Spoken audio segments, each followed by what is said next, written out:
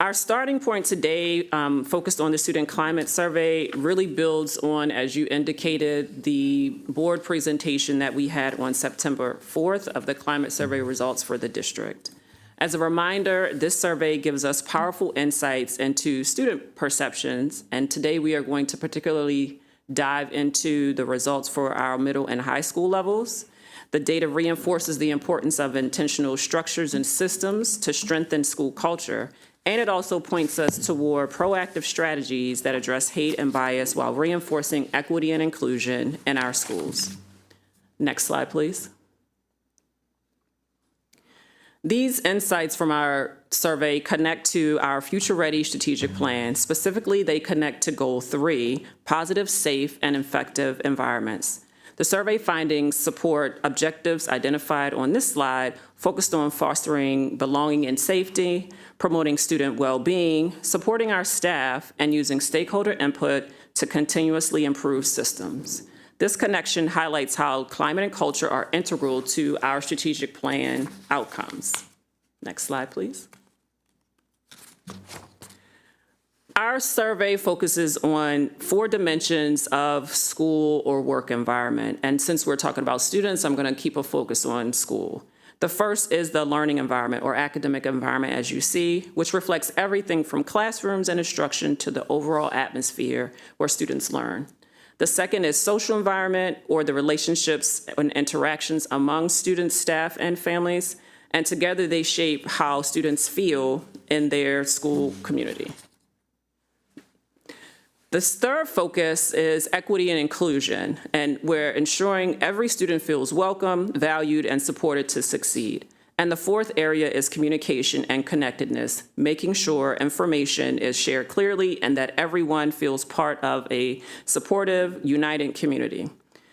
Today, we are going to focus on items for the student survey focused in the social environment and equity and inclusion.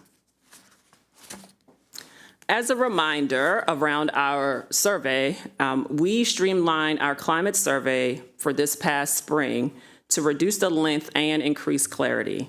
The survey ranges from 10 to 15 items, and for students, there were 11 items that were included. And the survey window opened in May, and it closed June the 16th.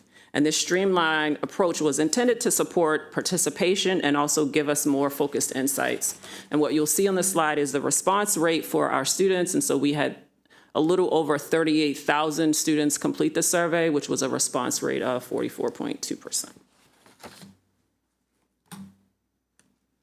So on this first slide, we see the full set of middle school survey results across all items. I want to draw your attention specifically to items 9 through 11, which are connected to the social environment and equity and inclusion. And what you will see there is that for our middle school, about 72% of students agreed or strongly agreed that they had a trusted adult, although that's not in that 9 through 11. But one of the things and one intentionality around the social environment and equity and inclusion is it is going to connect to what Ms. Love raises a little later in terms of the connection of our hate bias results. And so one thing we know is when we look at agreement, our focus on agreement is strongly agree and adding those percentages. And when we look at the agreement for our middle school students for some of these responses, we have, for the most part, about 40 to 50% of all of our students who are in agreement with some of these statements. And when we get to the next slide, the next few slides, you'll notice some differences with regard to our disaggregation by racial ethnic group. Similarly, this slide shows the results for our high school students, again, focusing on looking at the responses to 9 through 11. We see slightly higher percentages compared to middle school students, with agreement to those slides in terms of teachers respecting students, confident that students at their school can have open and honest conversations with each other about race, as well as students at the school being treated. At my school, students treat people from different races, ethnicities, and cultures fairly. Here we just aggregate middle school results to items 9 through 11 by racial ethnic group. The differences are important.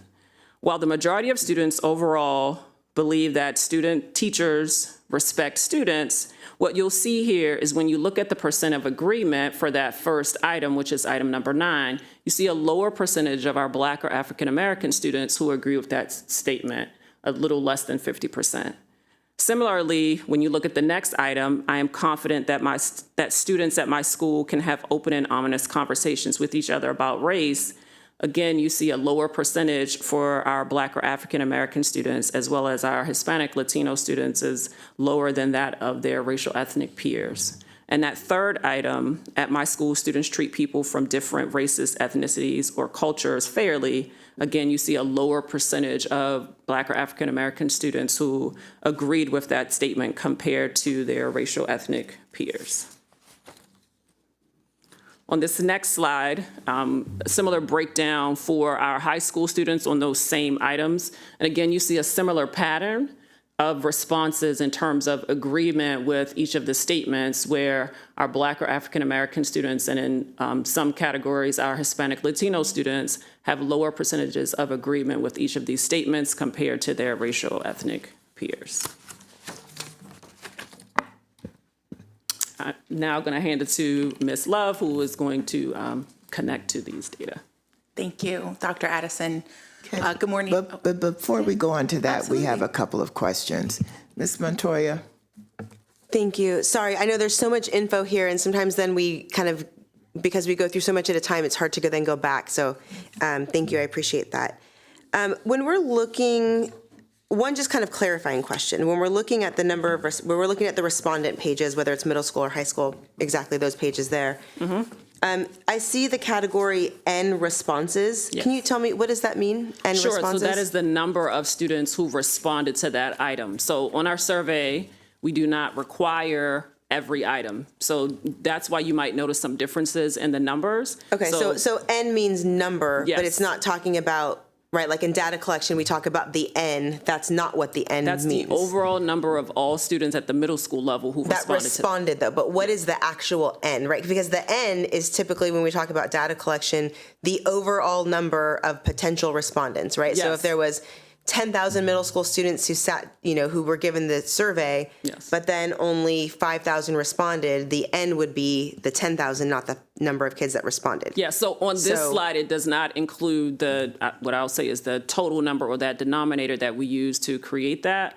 We can provide that at a later date. We do have that. And just for awareness, to calculate that, we would include all students at the middle school level. So our thinking Correct. would be all students at the middle And school so I just, again, because I think we've requested this many times in various committees as well as the general board business meetings, we always need to know what the N is. This doesn't tell me the story if I don't know what the full context is to begin with, right? I don't know if 22,000 students responding to this question is valid or not if I don't know what the overall number is, right? Is it 22,000 out of 100,000? Which will then make me say, well, if only 22,000 responded, maybe I don't know if this is accurate for all middle school students, for example. But if it's out of 23,000, well, now we're in a whole different context, right? So we just always need to know what the N is to provide the full picture that we're looking at. And so then when we go to the charts, the color-coded charts, which I appreciate the colors, and I appreciate them being very distinct. Sometimes various shades of blue can be challenging. When we're looking at, for example, the middle school students, the question, I am confident that students at my school can have open and honest conversations with each other about race. Now, I do want to recognize that what you said is accurate, that for Black or African American students or Latino students, they have the lowest agreement, right, or strong agreement in that category. But all of those numbers are low, right? The other groups are not substantially increased over Latino students or Black students who are responding to that. So I just want to make sure that we're capturing, again, the full picture about what's going on when we present this information, because sometimes there is a significant difference, right? For example, maybe we're looking at my teachers respect students, and you can see that for Asian students responded 66.4 versus Black or African American students responded 49. Like, that's a pretty substantial difference, right? But when we're looking at that second category, all of those numbers are give or take one or two. And depending on the number of students we're looking at, it may not be as, there's not a significant spread difference amongst those groups, right? So it sounds like we just have a problem with that at the middle school level in general, right? And I want to make sure that we're capturing that, because when we don't, we might then be overlooking the need for other groups to have support in that area that they don't feel comfortable having these conversations either, which can be an impediment to things like restorative justice and just general age development, right? So I just want to make sure that we're, acknowledging the challenges that it seems like a lot of groups are dealing with. And if you look at the high school respondents, those are all pretty close for that same question also about confidence about having these conversations, right? A lot of the high school numbers are pretty close, to be frank. But so again, I just want to make sure that we're accurately capturing everything that's going on in our presentations, in our slides, because the community members might not be on the meeting with us now, but maybe they just go back later and they're just looking at the slides, right? We want those to be able to tell the story, even though perhaps they weren't able to listen to the conversations that we're having. Thank you. I have a couple of questions just about the intentional structure. Do you know whether the gaps that are there gaps between what we intended to implement and what the students are actually experiencing? Can you tell that from the survey data? Can you elaborate more on your question in terms of intentional structures? Okay, so for instance, let's say social environment. Is the experience they're having in the school consistent with what we say our goal is for social environment? So I do see that as an opportunity for us to continue to explore as we are engaging in this survey. A few things that I've failed to mention. One, this streamlined survey is the baseline for our strategic plan, and it is the first time we're implementing this with reduced items. Another thing that we are engaging in my office is we are looking at the extent to which these items are measuring what they're intended to measure based on the responses, with an opportunity to engage in item analysis. So some higher level statistical information to examine that. And then the other piece I think would be, as we are looking at the data and collaborating with our colleagues and other divisions in terms of what's happening in the school, that's where I think we will be better able to get at your question in terms of what does it look like in practice in the school. Okay, so then when you look at the survey data, do you see opportunities to build or refine systems that promote connection for the students? Yes. And if you're going to talk about this later, just say you're going to talk about it. No, well, I think probably Dr. Bostic can speak to how it is implemented in his building when we get to that part. I think from a district-wide perspective, the opportunity for us, and as in our larger presentation where Dr. Moran talked about the work that the Division of School Leadership and Improvement is implementing and working directly with schools around those intentional structures and strategies to unpack their individual level data to be able to address your question. Okay. I think what Ms. Montoya is concerned about is one thing I'm concerned about, and that is, and I could be wrong, the numbers of students that are actually participating is low. Yes. And I know we cannot make people participate, but do we have any strategies to encourage participation? Can we give them something or do something to encourage participation? Because I'm not sure that we're getting an accurate picture of what's going on in our schools when the N number is so low here. So I will, a few things. One, I agree that we have an opportunity to increase participation across all responding groups for our survey. When we think about our student respondents, our target was 80 to 90% of students. The opportunity there is, one, continued support of principals and school-based leaders in terms of opportunities to offer for students to take during the school day. And during the September 4th presentation, Ms. Malou recommended, we put it in Canvas as a link, and we hadn't done that before, so that opportunity for us to also put it directly in front of students is another way for us to help increase our student response rate. The other thing that we started last school year, which had not been in practice before, was to allow the survey to be taken outside of the school building, because that was advocacy in terms of some students may not feel comfortable during it. Well, that's interesting, because that was going to kind of be my next question. Are there other opportunities to receive information from the students about what's going on other than the survey data? Because if you had a middle schooler, you know how hard it is to even get homework done, much less get an answer to a survey. So I think that one thing that they need to think about is how else could they get information? And as we shared the survey with leaders, we provided guidance around some opportunities to create intentional time for students to complete during the school day to support in that regard. Okay, thank you. Dr. Addison, do you all want to carry on? Oh, wait, hold on. Ms. Montoya has a question. Sorry. Thank you. I also just wanted to ask about the category all other student groups. Yes. I get very concerned about erasing the identities of our people, whether we're talking about staff, students, families. I received a letter the other day that I'm going to respond to about the erasure of Indigenous students within MCPS in a variety of ways.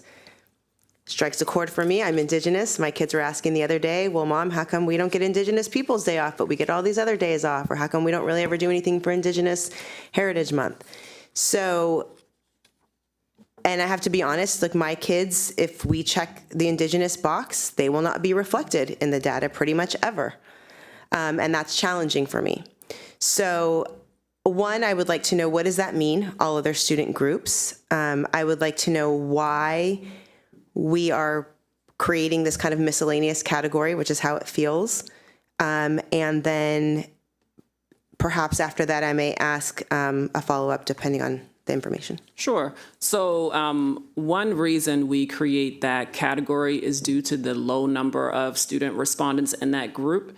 And it is not to erase the individuals. It is actually intended to be able to relay their voice in a larger category. And so when you look at that number, you have 1,500 or so students. And when we identify all racial ethnic groups, which we have 7 categories, it would be suppressed given our data suppression rules. And so in an effort to be able to present publicly for that information, we do aggregate that information for the other student groups where we have lower response rates and lower enrollment in some areas. Okay. But if the point of this, right, so a little while ago you were going through some of these categories and you were saying, well, in this group, this, category response, our Black students are feeling much less strong in agreement or strong in agreement at all about whether teachers respect students, for example, right? So part of our strategic plan, the goal there, my understanding, is that then we want to make sure that we're in kind of framing an approach or for lack of a better word, targeting those students to try to figure out, okay, well, how can we help them to feel more supported and respected and create connection and things that I know Dr. Bostic will speak to later, and perhaps Dr. Hamlet and Ms. Love. How can we do that then for our all other student group, right? How are my Indigenous students, who I hear about and know personally, who feel very disconnected from our school system and very erased? That is the proper word for it. How are we even supposed to know that, or our schools are supposed to know that they need to try to connect with those communities and those families if we're all lumped in a miscellaneous category? Sure, and I would, 2 things. One, this aligns to our public-facing website in terms of aggregating.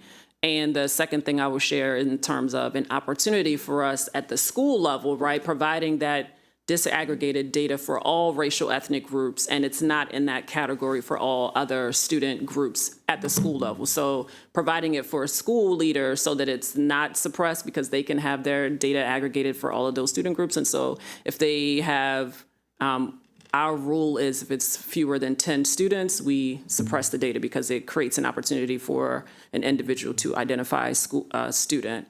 However, at a school level, to your point, it is valuable for that leader to know what are the perceptions and the values and the views of all student groups not aggregated into that category. So for a category, for example, in the middle school students where it says 1,546, if we suppress it when there's less than 10, are you telling me that there's 150 different groups shoved into that yellow category? No, the example for that was at the school level. So that example I was providing, that if when we disaggregated at the school level, there might be 10 students who are identified as Asian Pacific Islander for that. And so at the school level, we provide that information, but at a public facing level, we would aggregate it up. We can create. And I guess that's what I'm trying to figure out, because I understand that there are certain numbers you have to reach before you, it's like, I think over 5% or something, right? We always see that less than or equal to 5% sometimes, right?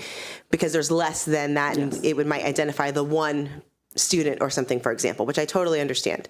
But at a district-wide level, when I see a category for all their student groups as about 1,500, and then we have another category for a group identified that is about double that, I get confused as to why we can say there's 3,200 Asian students, for example, responding, but we can't say there's 1,500, and I don't even know what's going into the group. So that's where I feel a little bit confused. So what are the thresholds at a district level when we have to, as you said, suppress the data?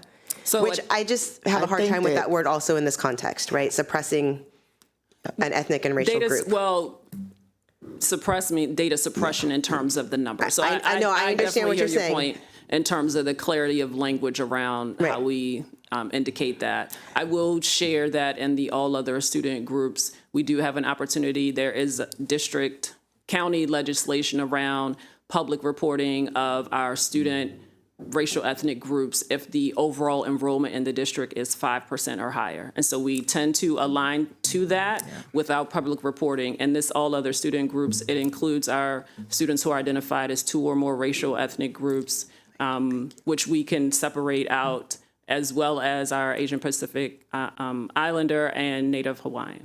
Thank you. I think that they can break that data out for you if you're interested and submit it at a later time. I see we've been joined by Dr. Bostic. So Dr. Addison or Nyla, I don't know who wants to start. Ms. Love is going to go ahead on with the hate bias. All right. How you doing? Good morning, everyone. I'd like to make a connection between the key strategies that we're implementing in our hate bias work and those items that were elevated in our student survey. So Dr. Addison spoke to the fact that many of our students answered those questions about respect, open and honest conversations around race and being treated fairly in a way that presents pause and an opportunity to stay curious about what their lived experiences are. And I want to tie that directly to our hate bias work, because as you can see from the data, we have made significant strides between fiscal year 2024 and fiscal year 2025 in reducing the total number of our hate bias incidents. We've had a reduction of about 49% from 520 total incidents to 253 total incidents. And we can really contribute that to some proactive thinking about hate bias beginning in 2020 and the collaborative development of a plan that was a 3-tiered plan. It included education for prevention purposes. It included clarity around how we report hate bias incidents, and it included structures and processes for restorative response. Another strategy that we implemented that we felt was extremely powerful, and we got a lot of voice data from our schools and our administrators about the power of this, was multiple opportunities for them to be trained around hate bias, not just in the technical sense of, as a school leader, how do you report, or what's the form you fill out, but in a real adaptive sense where we talk to school administrators and those that front face with our students and families about the importance of creating conditions and climates where affirmation, validation, being seen and known are all part of just the way we do things in our building. And I know Dr. Bostic's going to speak to that at Wooten High School. And another really important piece was we adapted our reporting process. And so on our next slide, I can talk a little bit more about that adaptation. Our initial reporting process was sort of an all or nothing process, where if it was deemed a hate bias incident, the protocol was exactly the same regardless of the incident, the age of the child, the context, anything like that. And that included contacting non-emergency police every single time. So what we noticed was that we were using marginalized strategies on many times already marginalized students by contacting the police every single time there was an incident, in addition to the inability for us to lead with the lens of humanity and education, which is what our priority is as a system of education. And so our tiered reporting process gives us more opportunity to lean into those things. We still report all incidents of hate bias. Those are reported as serious incidents in Synergy, and they are also reported to non-emergency police. Say that last one again, I didn't hear that. Non-emergency police are contacted when it's a level red. So when it's a level red, there are criminal elements so that would be vandalism, assault, things like that. And we would have to get the police involved in that because criminal elements are involved. Level orange is hate bias related incident that does not necessarily rise to the level of a crime, but still needs to be reported as a serious incident. And we potentially may consult with our partners in non-emergency police, but level orange is where we, our fact finding has determined that it is hate bias, and our record keeping is in alignment with the student code of conduct. Hate bias incidents that are deemed yellow are those where during our fact finding and our investigation process, we have determined that the actions may be hurtful and unwelcoming, but they are not motivated by hate or bias. And we find that this really allows for us to take a student-first approach to the reporting of hate bias, where in the past we sort of elevated more of the technical piece of the reporting and not necessarily the humanity of the story behind the report. And so our tiered reporting process has helped us really lean more into response and restoration and education than into sort of the punitiveness of calling the non-emergency police every time they're, whether it was a kindergartner or whether it was a 12th grader, we were calling the police. And so we have gotten a lot of stakeholder feedback that this feels more appropriate for students. And we do believe that it has helped support us in really addressing issues of hate bias that need to be addressed. Next slide, please. So going off of that, how are we using this data? And so we do have an internal database that tracks all reported incidents. That database is constantly updated, and it is regularly reviewed. And that data is reviewed by multiple stakeholders. That includes myself, Dr. Hamlet, Dr. Coleman in student compliance, the coordinator in student compliance, Kathy Green. And we look at that data, we think about that data, we unpack that data, and really we're doing it in an effort to create conditions where hate bias doesn't have oxygen.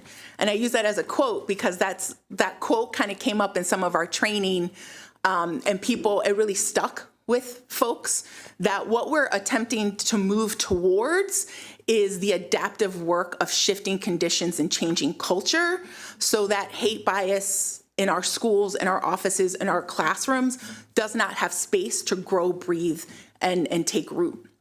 And that's a cultural and condition climate shift. And so we're using the data to help us determine where, who, and how we can do that work more differentiatedly, but also more targeted. Next slide, please. Okay. So we do want to talk a little bit about trends, and I will talk about geographic trends and demographic trends, but I also want to sort of summarize at the end some things that are really important as we think about this cultural shift. So our clusters with the highest reported numbers would be our Down County Consortium, our Wooten cluster, Quince Orchard, and BCC clusters. So Down County Consortium is comprised of 38 total schools. So it's bigger than any other cluster, just in number of actual schools. And so that contributes a lot to just the Down County Consortium being a cluster with a high sort of number. There's just more schools in that cluster.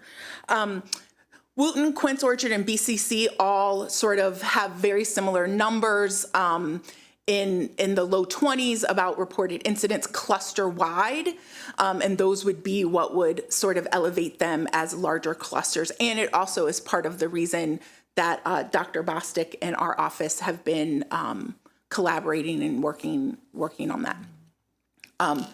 Some demographic trends that I think are important and align with much of what Dr. Addison shared is of our 253 incidents, 145 of them were racial. So 57% were racially motivated hate bias incidents. Of that 57%, 91% were targeted to African Americans. So there's a clear need to do some deep and rigorous work around the lived experience of our African American students and how our system is creating conditions and a culture where hate bias for all students and specifically for our African American students does not have space to grow and take root. Our next largest category was religious, and of our 253 incidents, 90 of those were reported as religious bias. Some really important trends that I think we can offer to the space today, and I'll sort of start in the middle, is most of our orange or red incidents are middle and high school students, which aligns with child development, kids at that age, and like what, pushing boundaries and all of those things, and also just more knowledge and things like that. A lot of our hate bias incidents that are identified as yellow are our elementary students, where they're still learning what things even mean. The next one is many times we have unidentified transgressors. So we still report it. It still gets put in as a serious incident. Our schools do amazing work around really trying to identify who, when, and how particular things happened. But oftentimes we cannot identify the person or the persons who did, especially with much of our, what we would classify as vandalism, like writing on a desk or something in the bathroom or things like that. And so that sort of becomes a place where we lean more into that idea of culture and climate as well, and creating the conditions in our schools where students, understand that they test boundaries because that's what they are going to do socially, emotionally, but also understand that this is not how we do business here. And lastly, and I think something really close to my heart, is the underrepresentation of marginalized communities in reporting. We know that we have a work to do when it comes to reaching out to specific marginalized communities and getting to hear their voices around how hate bias has impacted them. And that is something that we were talking about yesterday in strategic planning, about how do we make sure that our numbers are reflective of our stories. We know that numbers are just one way to measure a thing, and so stories are another way. And how do we make sure that we are intentional about getting stories so that all students feel represented in the ways in which we address hate bias in our district? Okay, so is this a break? I'm kind of anxious to let Dr. Bostic get started so he can get back to his school. So can we move to that?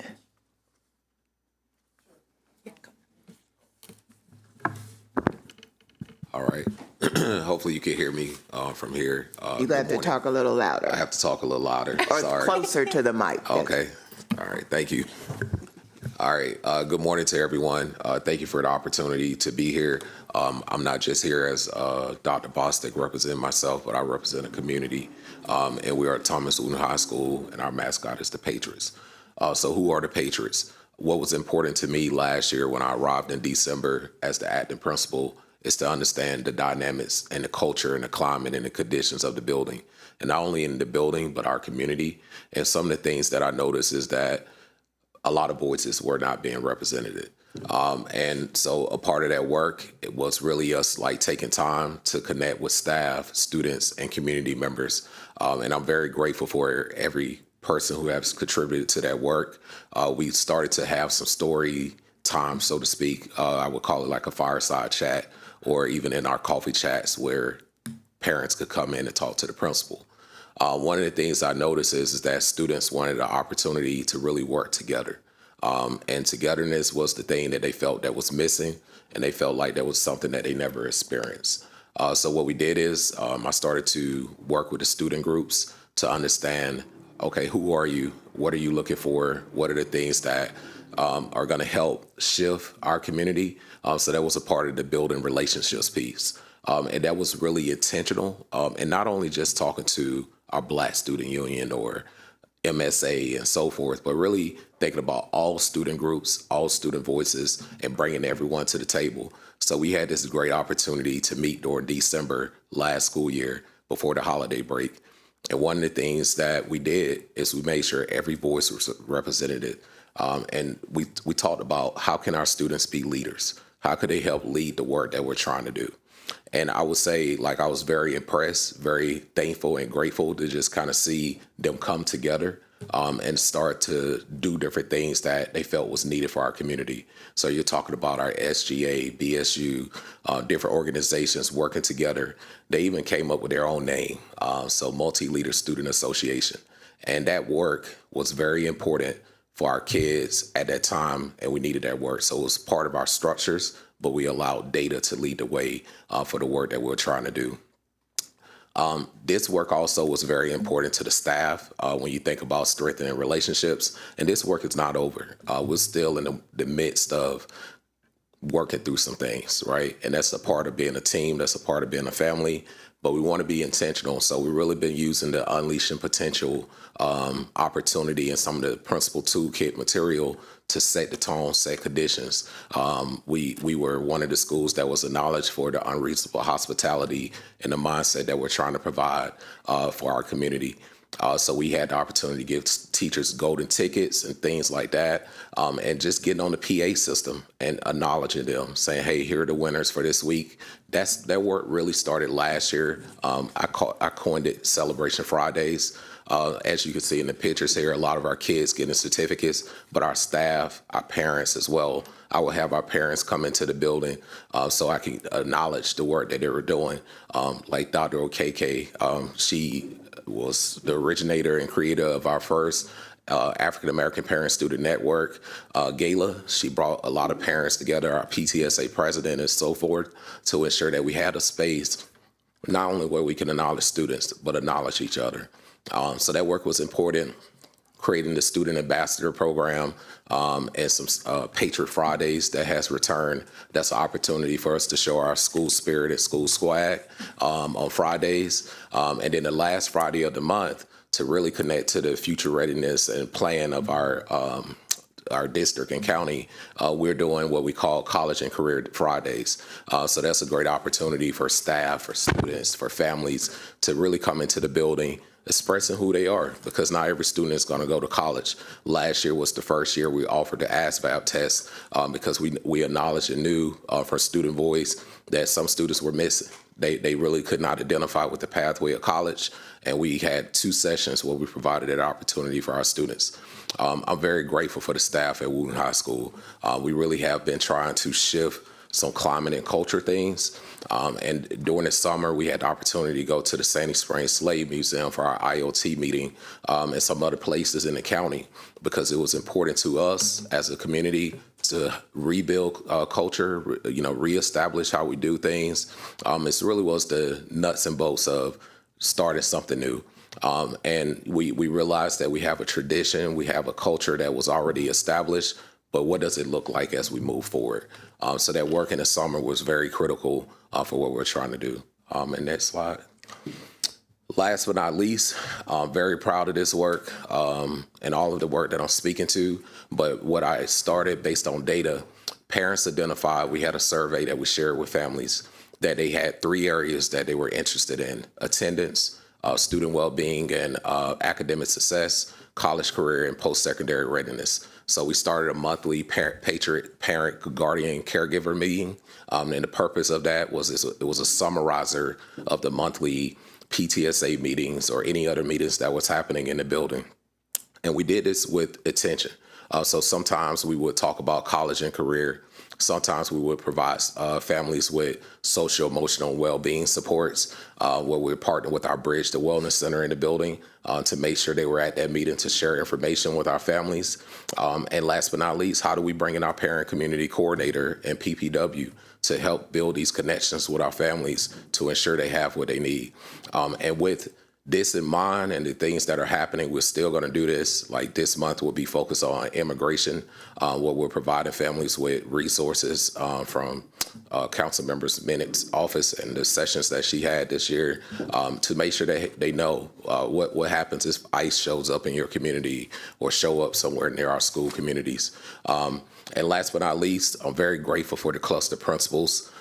They really have welcomed me into the community, and we're working together to make sure what's happening at Wooten High School is happening throughout the cluster, because we do know that if we look at our data, and I'm a former mathematics teacher, career changer as an electrical engineer, a lot of our kids are struggling to connect with STEM, math, and things of that nature. So how do we build these unique opportunities with cluster events to make sure we're providing that for our students?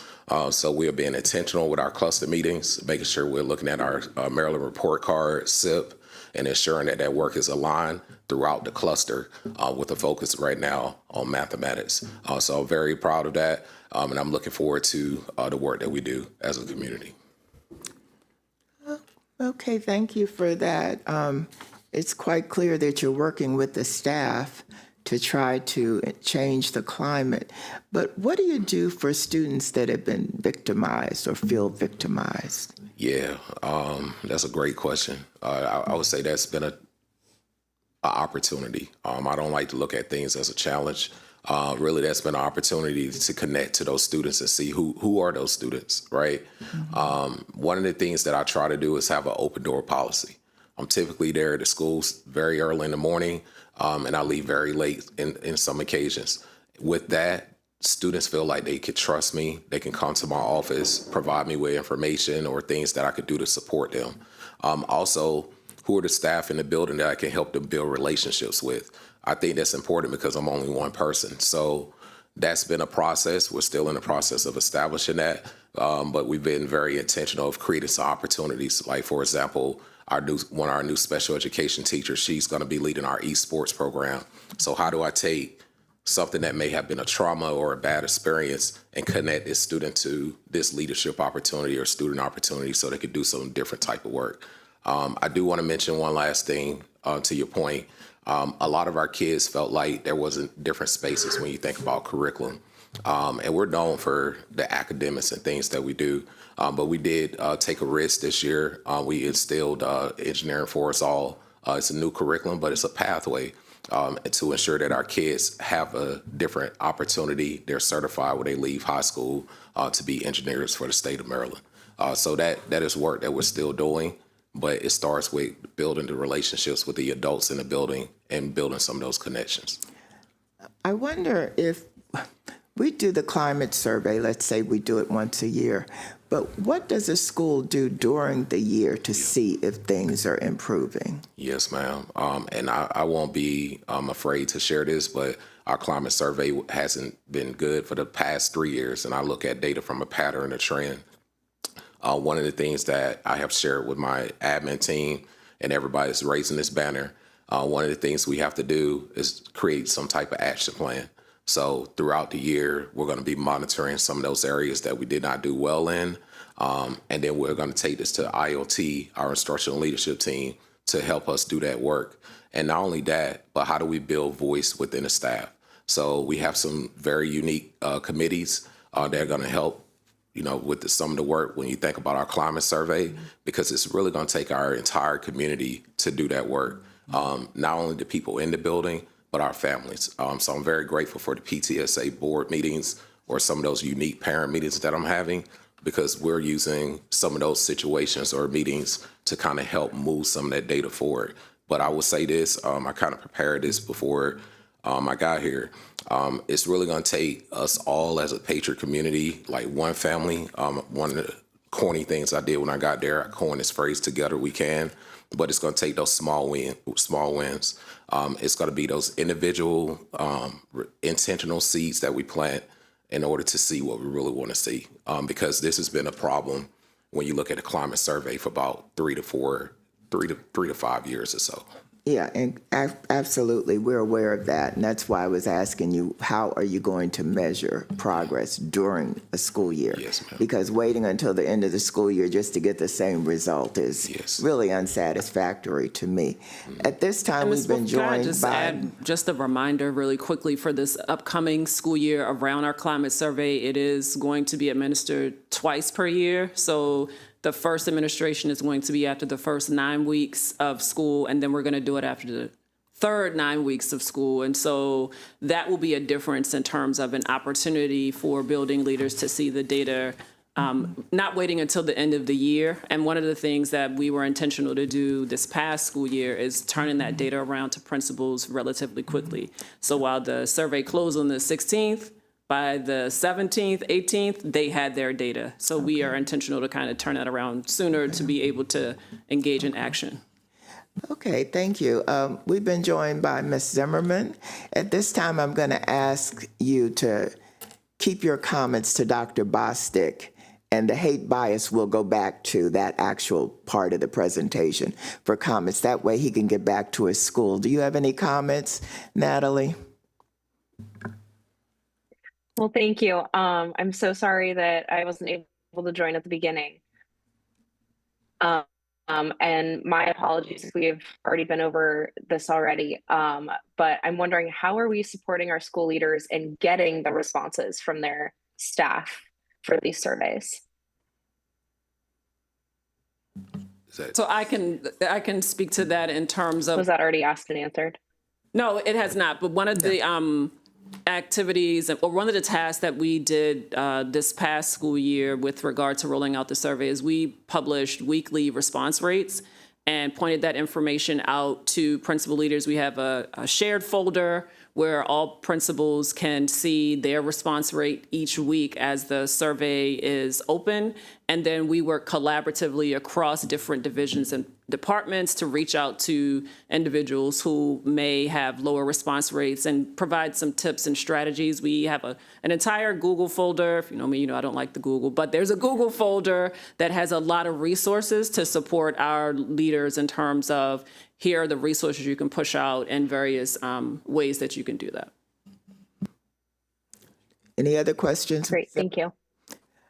Not right at this moment, thank you. Okay, Ms. Montoya? Thank you. And thank you, Dr. Bostic, for being here. I always hate to pull staff out of your schools because I know that's where you need to be, but I do appreciate your time and the time you took to prepare.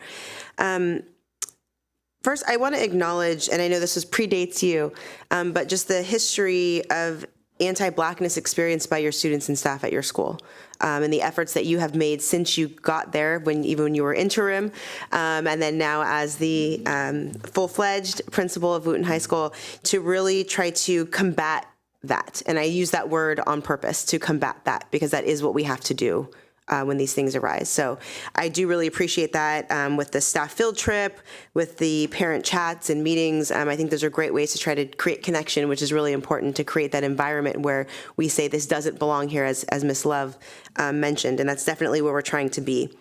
I have to admit, I was a little surprised to see that Latino students, your population, isn't that far off from our Black and African American student population at Wooten High School.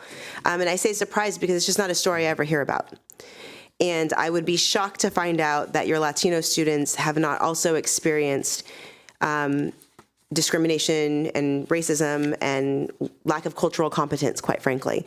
And so my question is, what are we doing to encourage reporting from Latino students and families? How are we making sure that staff are culturally competent to support Latino students and families and each other, staff as well? And then for example, are the chats and coffees also in Spanish? Are we having dedicated Spanish chats and coffees? I think it's great that this month's chat might focus on immigration safety, but I think it's important to recognize that not all Latinos are immigrants. Not all Latinos speak Spanish, and immigration is not the only issue that as a community we are concerned about. So I just briefly, because I do want you to get back, but it's something that is concerning to me. Well, I'm glad you noticed that data. There was some data that I identified early. I partnered with the Office of Shared Accountability and Dr. Addison. And what I did was a data find to kind of figure out what was going on. One of the things I noticed is exactly what you pointed out. Our Hispanic population is growing. Not only is that the case, when you think about our EML students, our EML student population increased as well. So knowing this in December, one of the key things when you think about staffing, I requested and I was very intentional about bringing in the parent community coordinator because that was something that we did not have and which is critical, especially working in the Down County Consortium. I know that work is important when you have communities that may not have the voice that may be the loudest voice in the room. So that was number one. Number two, what we did is we asked for unique staffing. And as we know, that's a challenge. But I was able to increase our staffing for our English language development department. And now we have 2 staff members that are being intentional about doing work with our EML students. Some students may be Hispanic, some may not. But this summer, one of the things I noticed is that it was important to have focus group nights. So what I would do is I pull data, I would email the families, students, and parents, and we would have focus group meetings on Zoom.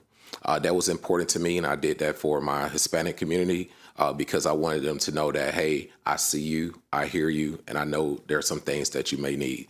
So from that, we transitioned to later in the summer where we had a academic achievement night. This was the first time that we did something like this, and we was very intentional with communicating not only to our Hispanic families, but special education families, kids who may have services from special education in that department and so forth, students who may identify as EML and so and we was talking about things that was needed from a global perspective when you think about Thomas Edison High School and some other things, but we really were intentional. We had one particular focus group session dedicated to our EML families and, families that may have identified with some of the data that you were referring to.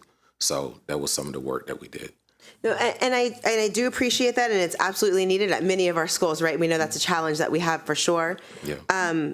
But I guess what I'm looking at in the context of like hate bias reporting and, the comfort level of even saying, hey, this thing happened to me. I mean, at a lot of schools, I see things. I have kids in the schools.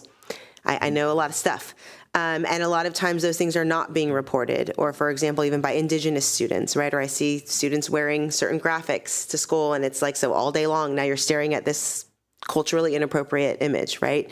And so I appreciate, working to increase ELD staff and things like that. But again, not all of our Latino students, even if they speak Spanish, would be kind of quote unquote labeled as emerging multilingual learners or need to receive those type of ELD language development services, right?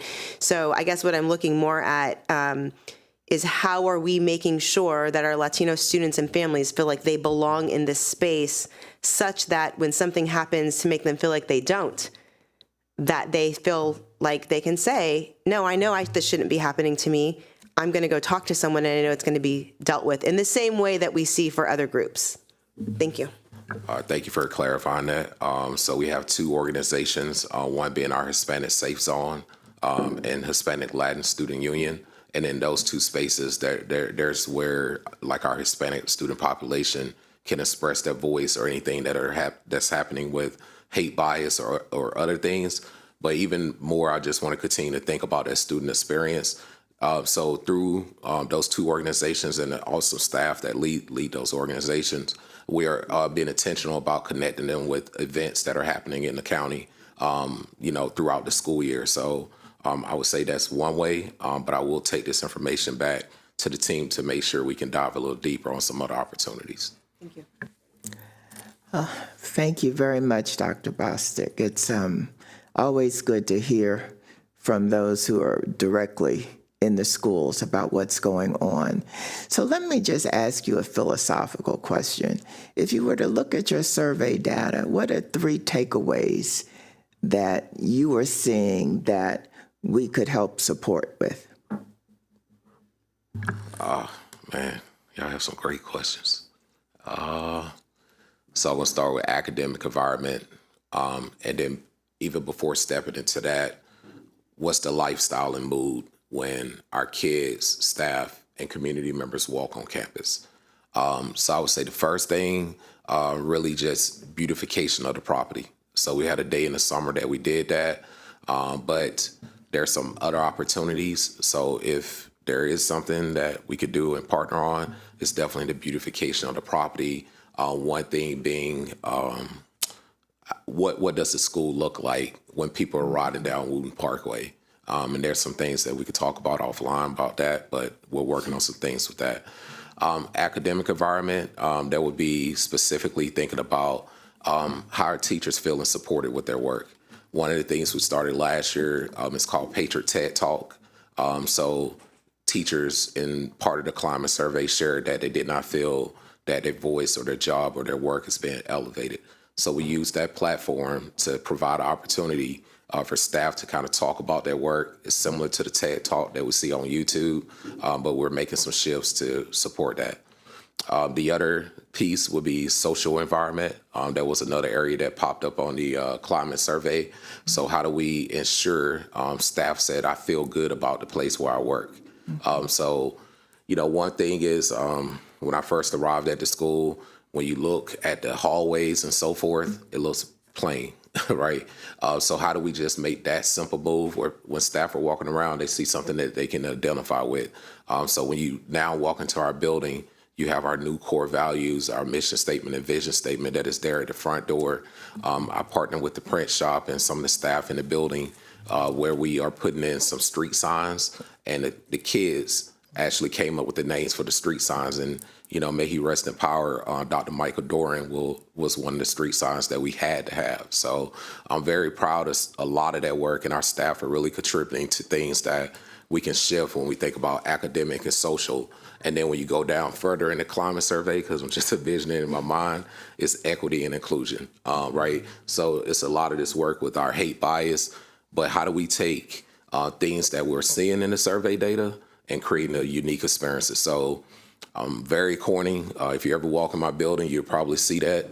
But during pre-service, just really trying to create experiences. So like partnering with a company like Best Buy, and having AirPods, and we had raffle tickets, was doing a rock, paper, scissors challenge. But, giving out things that staff like, oh, I'm looking forward to coming to pre-service the next day because I know I might get an AirPod or whatever it is. So just really being intentional and trying to make some moves. And like I said, it's not just me. It's really the awesome team that's working at Wooten High School and the work that we're trying to do to shift our environment. Well, thank you for that. It's very interesting to me that you said beautification, because one of the things we find out, especially when we put up a new school, is how important it is for people to feel pride in the building that they are in. So I just want to thank you for taking your time to come by and talk to us. And I really want to hear a little bit more from the group about identification of hate bias incidents. And I can tell you that I've been contacted by the legislature. They're thinking of adding in some legislation. And my only question is, and this is just globally, so you could be thinking about this, are we making sure that we're not categorizing bullying, categorizing it as bullying when it's truly hate bias?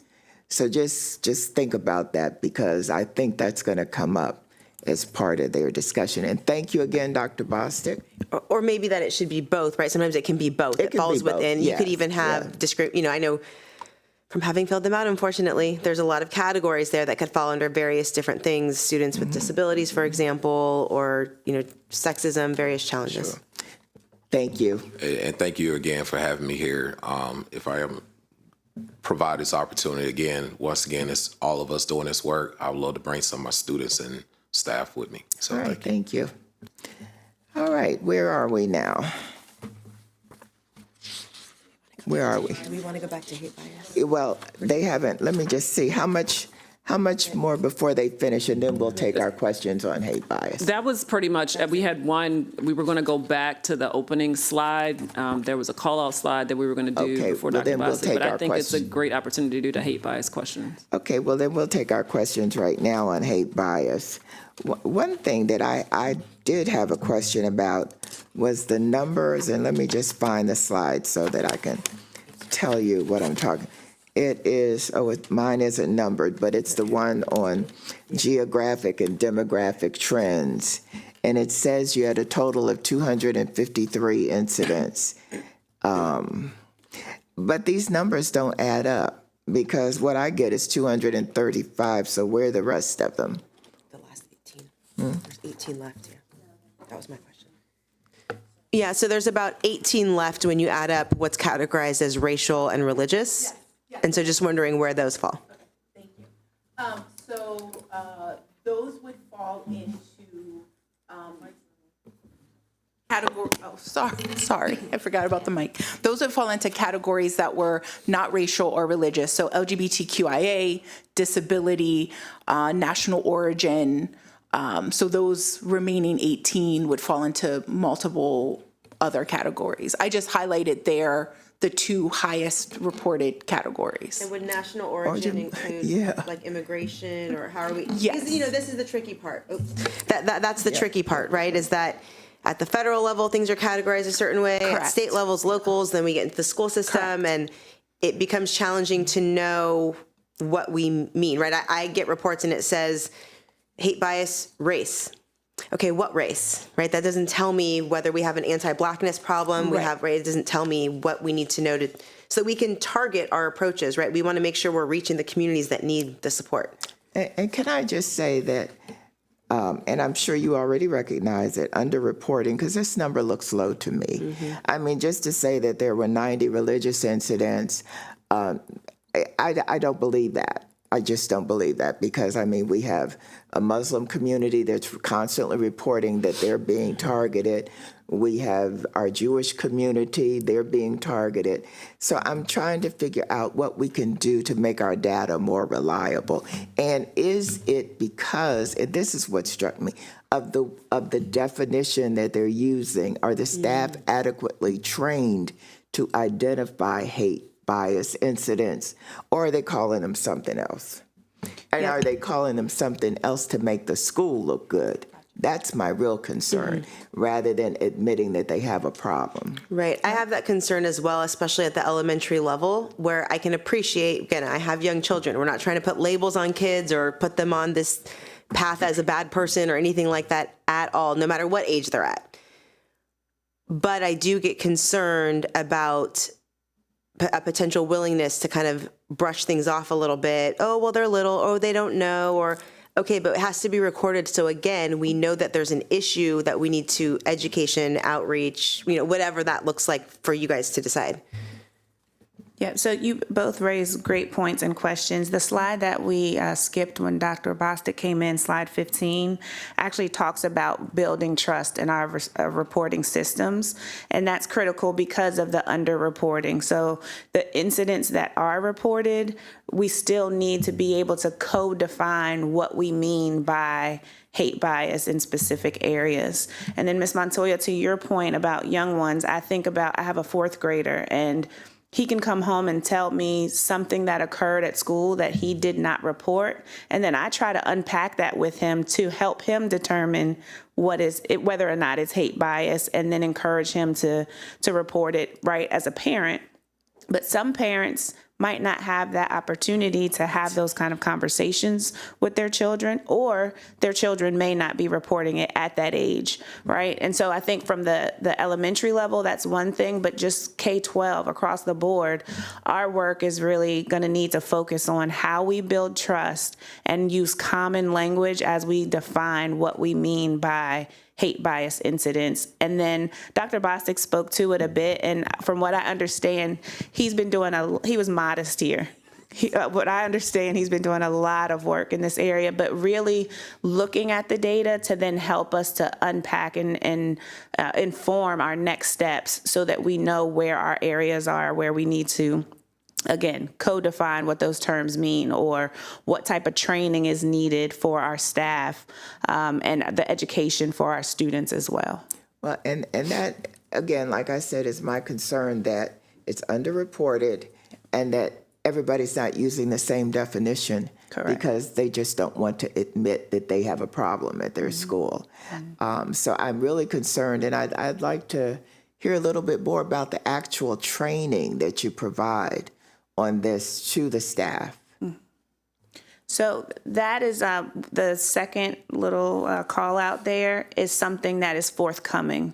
Okay. So one of the things that we are going to start requiring, and I'm partnering with Dr. Moran and his division, is requiring that there's training for our school administrators and staff so that we can really calibrate and make sure that we are not just classifying incidents appropriately or in a consistent way, but also that we're responding to them in an appropriate way. Sure. And just to add to the training piece, we've had mandatory administrator training started last summer. So, over 400 school administrators, principals, APs, and ASAs had a half-day training on hate bias. Something we're really proud of in that particular training was it was a 3-hour training. An hour of it was sort of the technical, how you fill out the form piece. And the majority of it was supporting exactly what Dr. Hamlet and our board has elevated. How do you build trust? How do you build relationships? How do we sort of navigate underreporting and things like that? And so that was one opportunity that our administrators had to be trained. Also last October, administrators, principals, and one other staff member from their school got to come to another half-day training where we took them through 6 experiences of hate bias and sort of unpacked with them and got feedback from them and gave feedback to them around the identification of hate bias, the reporting of hate bias, and also the climate and conditions needed to ensure that hate bias is not, doesn't have oxygen in their buildings. We know that training and professional learning is an area that we need to continue to grow in. And so we're excited to continue that partnership as we move forward. But I did want to elevate some things that we have already done. Okay, so we have this baseline data for this climate survey. What are the 3 big things that you're seeing that we need to work on or that the board can help with, other than money? So I would say the opportunity for us, and one, it's an opportunity for us as a district to be better able to go back to Ms. Montoya's question, to elevate and lift up what the responses look like across different, not only racial ethnic groups for students, but also for staff and families. And so part of our opportunity collaboratively is when we roll out this survey after that first 9 weeks, that support of pushing it out to the community. We definitely leverage our communications team, and we have a number of strategies, and we recognize opportunities where you may engage with community members in your respective districts that you support and serve, that we could also create those opportunities to collaborate in that regard. I think the other piece, communication always is elevated in our survey, which is a collaborative across both board staff and the district. And then as we work with school-based leaders, right, that continued support and elevation of kind of the response rates. And so we always know we have and I think as a lot of districts do, an opportunity to increase the voice of our families and caregivers in terms of that responsiveness, and not discrediting those that we do receive, because their voices are valid. And that's the one thing I do want to elevate. While we may not have we may not have reached our targets yet, I always put a yet on the end of things, related to our response rates, it is an opportunity for us to continue to determine how do we better collaborate to increase the responses. My last question is, how is restorative justice figuring into this? Because I'm going to be honest, personally, if I have a racial incident, I don't know that I want to talk to the person who has offended me. So I'm just wondering, are we able to really use that as a tool? And can we think about how we could better use it as a tool to resolve some of this in the schools? Yeah, so that's a great point. And one of the things about restorative justice or restorative practices is that it's voluntary. You have to opt into that. And there are some families or students or even staff, for that matter, who say the same thing. You know, I don't want to engage in this discussion. I think it goes back to something that Dr. Bostic said about establishing trust in those relationships, so that there are safe and brave spaces where school leaders and staff can really bring people together, and also to offer that opportunity for there to be somewhat of a confidential or maybe small group or one-on-one type of conversation. Sometimes you have to go back to the old school mediation type of restorative practices, where you have someone who's kind of going in between. Sometimes people are comfortable with that. Other times it goes back to who's a trusted person in this building that I can share my experiences, my lived experiences with, and what do I expect from my school as a result. Okay, thank you. Ms. Montoya? Thank you. I wanted to just go back to, you had mentioned kind of a little description of the staff trainings, which I appreciate. Because sometimes we hear staff training, but we have no idea exactly what that means. So I do appreciate that. I'm wondering if the trainings include, or perhaps in the future could include, how staff can receive what I'll categorize, I guess, as feedback, perhaps, from students and families in a situation where perhaps the staff member doesn't understand why that was offensive. I will just say, in my life, I'm not going to make it specific to the school system, but in my life, I've had conversations where I've tried to explain to someone why something is offensive, and they want to argue with me that it's not. My children, unfortunately, have already also had those experiences, and they're very young. So I'm just wondering if I'm not sure if, is there a way to train on that, right? But this kind of, and I don't want to use the word deference because it has such a negative connotation, but who gets to decide whether I feel offended by something that happened or not, right? So that's one question that I'm just wondering about, whether that's included in that, because I think that goes to the root of the underreporting and things like that. I'll be honest, I've not reported things sometimes because I feel like, okay, I put this form in and then what happens? And I don't see anything different. And sometimes it's like anti-Indigenous, and is it going to change? Does anyone care? It doesn't feel like it. So we just, muscle it out and keep it moving. Thank you for that question. So one of the things that we have elevated in our training is that we name actions and not people. And that is one of the things that we gave principals direct feedback on how to do with their staff, is to be able to name an action as anti-Indigenous, anti-Black racism, something they said or did, how do you give feedback to somebody on that? And another piece that we have sort of embedded in much of our training is we call them working assumptions, but starting from a certain level of conditions. And one of those conditions is like, we don't argue about identity, right? We like your reality, your lived experience, what you bring to the table is valuable, affirmed, and validated. And so we have done some of that work, not to a level that I would say, oh, we did it, we're done, we're finished, right? It's definitely work that we need to continue to do. And because of that, we have sort of re-envisioned and reimagined our hate bias action plan to be grounded in shifting conditions and changing cultures in our spaces so that they are safe, welcoming, and belonging. And we have a multi-tiered framework that talks about a lot of the things that were brought up today around interconnectedness and communication, centering stories so that we can get to that underreporting, the idea of the human experience first, right? And so that is work that we are continuing to do. We know that we need to go deeper, right? Like not necessarily wider, but deeper on the work so that we are making sure that our students and our staff feel seen and heard and a part of our community.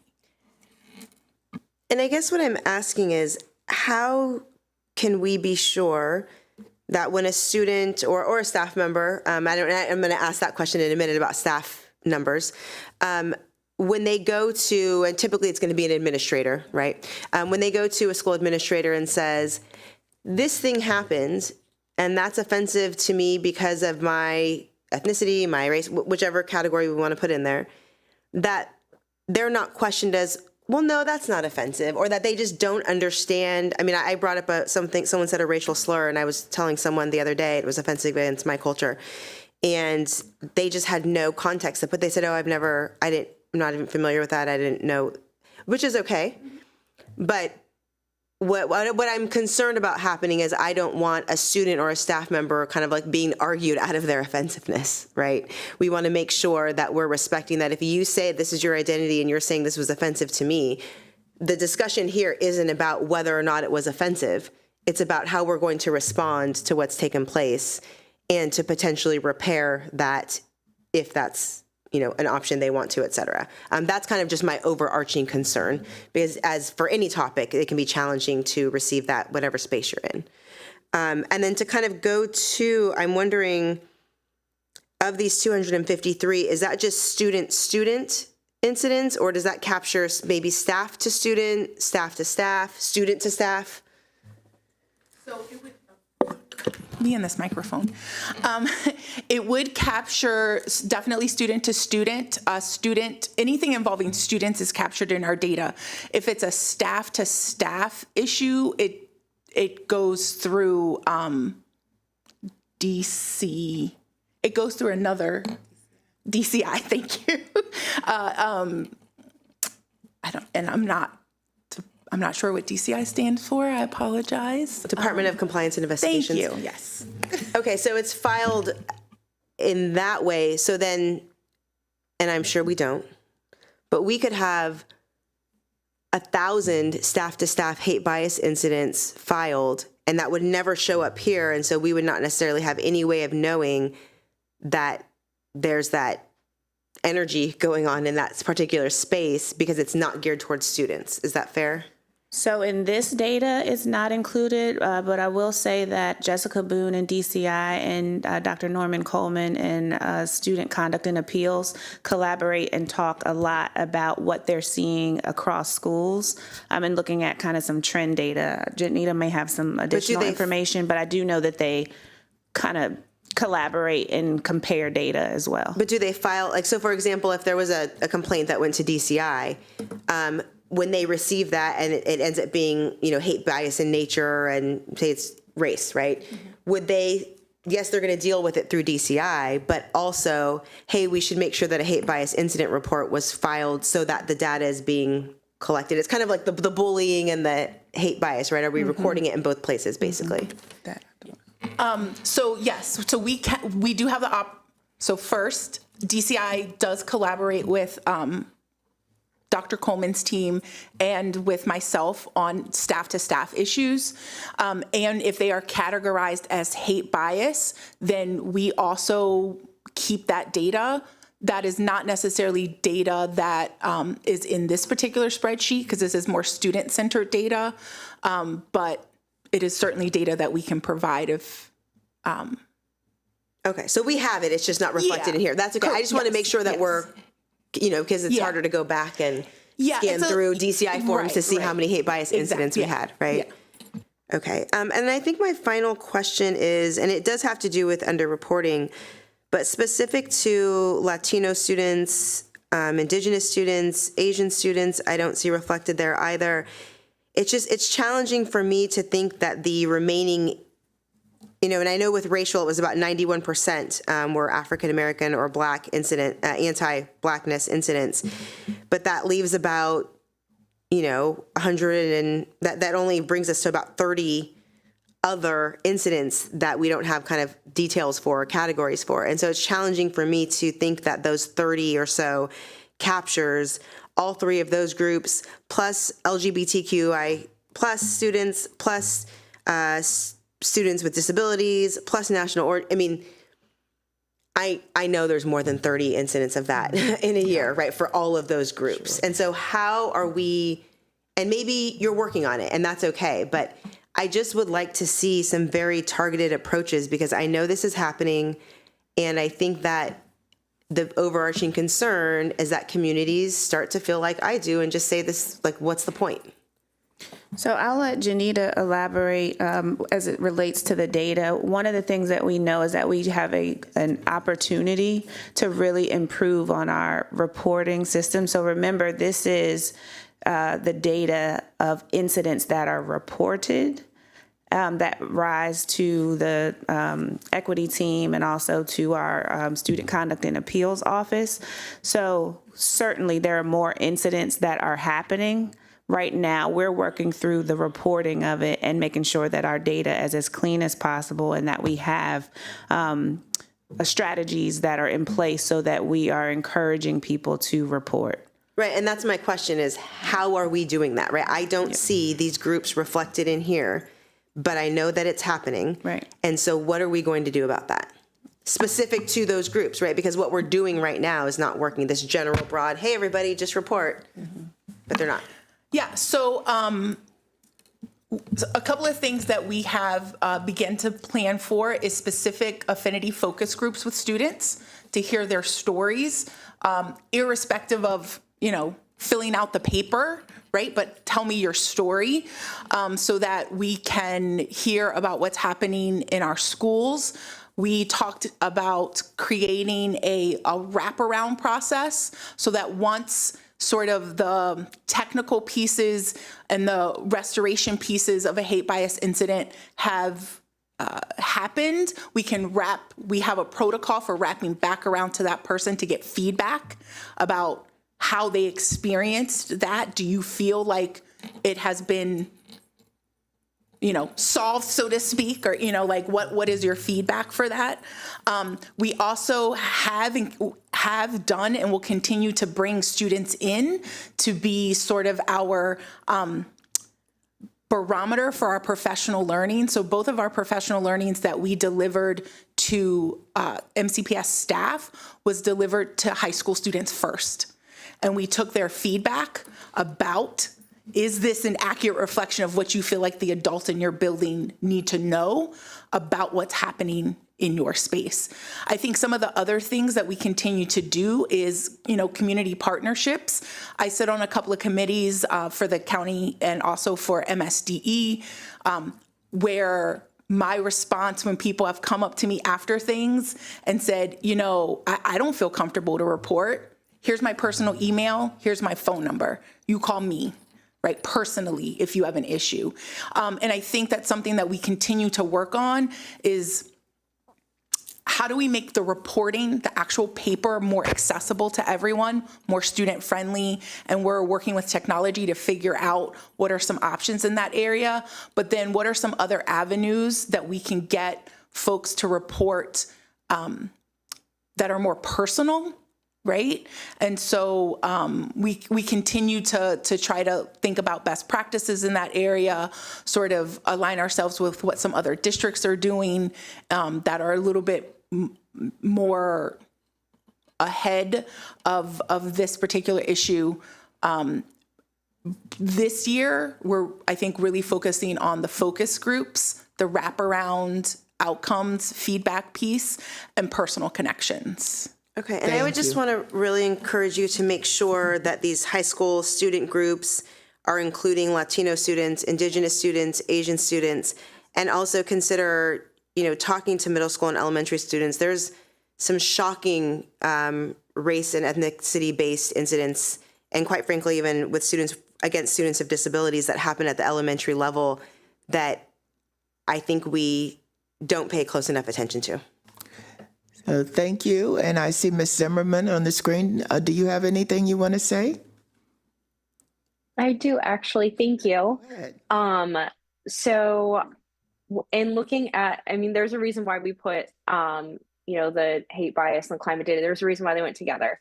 And looking at our students, our middle school students in, the questions 9, 10, 11 that are highlighted, our middle school students in general, right, still more on the positive side for strongly agree and agree for all three of those questions. But it's certainly a higher percentage of our high school students that agree and strongly agree for those same questions. And, I think about how and why that would happen. And I think it really speaks to our middle school staff and our high school staff and being able to be equipped to start to answer those questions and help guide students in some of these conversations. And it leaves our missing piece as perhaps being our elementary students, and kind of leads to, I feel like Ms. Montoya has set me up for this question really nicely. What are we doing to support our elementary staff and students with training and anything in the daily curriculum that's working with our students? Can you describe the plans that are going to help support our youngest learners? I remembered my microphone this time. Yes, so we have several initiatives that are in our elementary schools already. So we do elementary equity dialogues where we train elementary school staff in, in some of the practices and tenets of study circles so that they are more equipped to have discussions with elementary school students.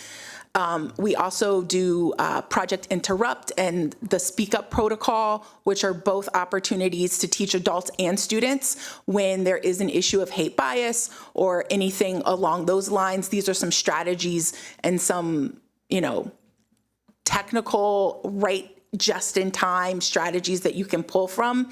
Our Speak Up strategy protocol was last year, we put that protocol on posters and on print materials in all schools in the district so that students, staff, and families who came into the main office could have them and understand that. We've done specific partnering with certain elementary schools that have noticed trends in their own data, and we have noticed trends in their own data to support them directly with differentiated learning. We took our module, we have a Honoring Humanity to Halt Hate Bias module that we put out for MCPS staff. That module was modified for students at the elementary level, and that was given to students in schools for them to sort of understand what is hate bias, how do I continue to build on them this year. Ms. Zimmerman? Just as a point of clarification, these are intended to be in all elementary schools across the district. No, they are not They are not in all elementary schools across the district. That is work that we are continuing to No, wait a minute. move forward. I got to bring this to a close. Got it. Thank you. Thanks for that clarification, especially as some of our families are going to be looking out for those things that you mentioned when their student comes home and talks about them. I look forward to seeing the positive trends as those continue throughout the district. Thank you. This has been very informative. Thank you. Like Ms. Zimmerman says, quite frankly, I just graduated from elementary school to middle school, and I never heard of these projects. So I'd be interested in getting some information on those also.